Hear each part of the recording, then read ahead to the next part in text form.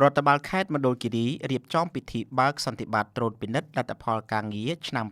2025និងលើកទិសដៅសម្រាប់អនុវត្តបន្តឆ្នាំ2026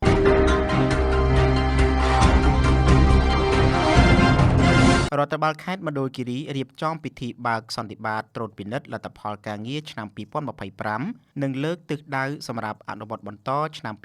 2026ក្រមអធិបតីភាពឯកឧត្តមមែនងុយប្រធានក្រុមប្រឹក្សាខេត្តឯកឧត្តមថងសុវណ្ណអភិបាលខេត្តមណ្ឌលគិរីរួមទាំងមានវត្តមានឯកឧត្តមលោកជំទាវសមាជិកក្រុមប្រឹក្សាខេត្តអភិបាលរងខេត្តឯកឧត្តមប្រធានសាលាដំបងខេត្តឯកឧត្តមព្រះរាជអាជ្ញានៃអัยការអមសាលាដំបងខេត្តលោកមេបញ្ជាការរងកងកម្លាំងទាំង3លោកនាយករងរដ្ឋបាលសាលាខេត្តលោកស្រីប្រធានមន្ទីរអង្គភាពជំនាញខេត្តលោកប្រធានក្រុមប្រឹក្សាក្រុងស្រុកអភិបាលក្រុងស្រុកនាយករដ្ឋបាលក្រុងស្រុកកងកម្លាំងប្រដាប់អាវុធទាំង3ក្រុងស្រុកមេឃុំចៅសង្កាត់ព្រមទាំងសមាជិកានិងតំណាងអង្គការដៃគូជាច្រើនរូបដែលប្រព្រឹត្តទៅនៅសាលប្រជុំសាលាខេត្តមណ្ឌលគិរីនាព្រឹកថ្ងៃទី21ខែមករាឆ្នាំ2026ឯកឧត្តមថងសុវណ្ណអភិបាលខេត្តមណ្ឌលគិរីមានប្រសាសន៍ថាការរៀបចំប្រារព្ធពិធីសន្និបាតត្រួតពិនិត្យនិងបូកសរុបលទ្ធផលការងារនាពេលនេះក្នុងគោលបំណងដើម្បីធ្វើការឆ្លុះបញ្ចាំងអំពីលទ្ធផលសកម្មភាព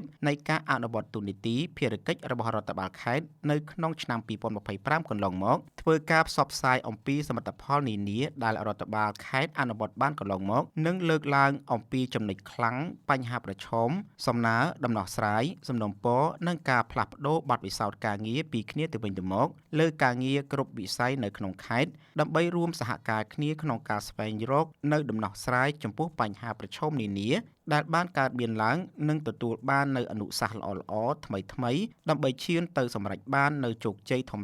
ថ្មីថែមទៀតក្នុងទិសដៅអនុវត្តភារកិច្ចនាឆ្នាំខាងមុខបន្តទៀតឯកឧត្តមបានសម្ដែងនៅការកោតសរសើរចំពោះថ្នាក់ដឹកនាំកងកម្លាំងប្រដាប់អាវុធមន្ត្រីរាជការគ្រប់ថ្នាក់គ្រប់ផ្នែកនិងគ្រប់ជំនាញដែលកន្លងមកបានចូលរួមយ៉ាងសកម្មក្នុងការសហការអនុវត្តការងារបានយ៉ាងល្អប្រសើរទៅតាមទូនីតិភារកិច្ចរៀងៗខ្លួនក្នុងគោលបំណងដើម្បីរួមចំណែកក្នុងការស្ដារកសាងនិងអភិវឌ្ឍប្រទេសជាតិនិយាយរួមនិងនិយាយដោយឡែកដើម្បីអភិវឌ្ឍខេត្តមណ្ឌលគិរីឲ្យមានការរីកចម្រើនឈានឡើងជាលំដាប់ឯកឧត្តមអភិបាលខេត្តក៏សូមសំណូមពរដល់មន្ត្រីរាជការកងកម្លាំងប្រដាប់អាវុធមន្ត្រីរាជការនិងមន្ត្រីជំនាញពាក់ព័ន្ធសូមបន្តចូលរួមសហការឲ្យបានកាន់តែសកម្មនិងខ្លាំងក្លាបន្ថែមទៀតក្នុងការរួមសហការពង្រឹងការអនុវត្តសកម្មភាពការងារដែលរាជរដ្ឋាភិបាលនិងថ្នាក់ដឹកនាំប្រគល់ជូនឲ្យបានកាន់តែល្អប្រសើរឡើងថែមទៀត